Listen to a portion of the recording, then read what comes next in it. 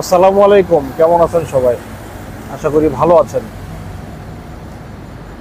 বাইকটা মনে হয় আর রাখতে পারলাম না, আমার খুব শখের বাইক। আমি তো দেখাই, আমি খুব শখ করে কিনছি, আজকে প্রায় 2-2.5 বছর হয়ে গেছে।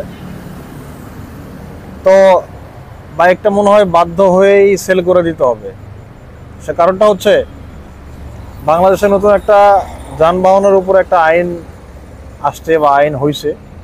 সেটা হলো ঢাকা সিটির মধ্যে গাড়ি চলবে হলো, মোটরসাইকেল হচ্ছে 30, আর বাস বা প্রাইভেট কার আর একটু বেশি স্পিডে চলবে।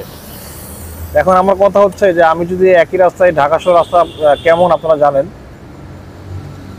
আমি একই রাস্তায়, এত ঝামেলার রাস্তায়, একই রাস্তায় আমি যদি 30-এ চলি, আর অন্য পিছনের গাড়িগুলো যদি 40, 50, 60-এ চলে, তাহলে আমি রাস্তার মধ্যে থেকে কোথায় যাব? আমার তো যাওয়া কোনো রাস্তা থাকবে না। আর বাসগুলো যেভাবে চলে, এখনই পারে না যে পাশের যে বাইক বাইক থাকে এগুলা মায়েরা উড়ে দেয়। ওই সময় যদি বাইক স্লো থাকে, আবার বাসগুলো যদি জোরে চলে, তাহলে তো আমার অবস্থা খারাপ। হ্যাঁ, ধরেন যে কথা কথা আল্লাহ না করুক যে আমার একটা জরুরি প্রয়োজন, আমি বাইক নিয়ে বেরিয়েছি একটু তাড়াতাড়ি যাওয়ার জন্য, কিন্তু আমার সর্বোচ্চ লিমিট হচ্ছে 30। আমি চাইলেও কিন্তু সে আমার জরুরি কাজটা আমি করতে পারবো না।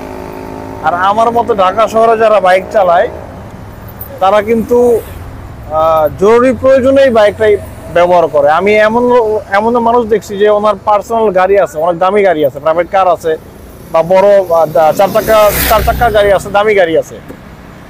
উনি এগুলা গাড়ি থাকার পরেও বাইক কিনছেন।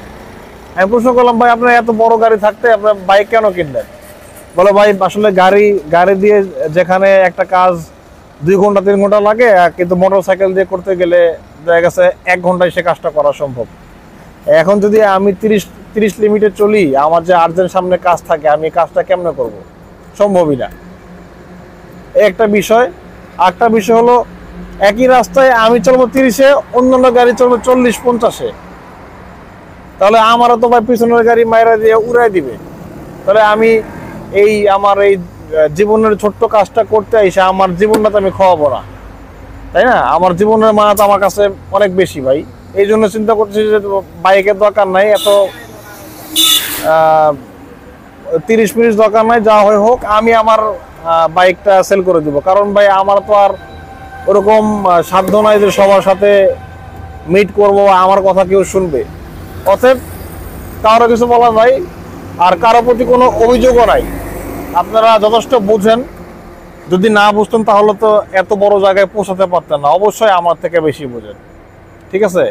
এটা আমি ওদিকে না যাই, তাহলে আমি আমার নিজের জায়গা থেকে আমি আমার বাইকটা ভাই সেল করে দিব। সেল করে দেওয়া হয় পায়ের, কি বলে, পায়ের সাইকেল যে আছে, বাইক সাইকেল বলে, এই সাইকেল কিনবো। আর না, তাও না কিনতে পারলে বাসে চলাফেরা করবো। আমার মনে হয় এটাই সেফ। তো ভালো থাকবেন সবাই, আসসালামু আলাইকুম।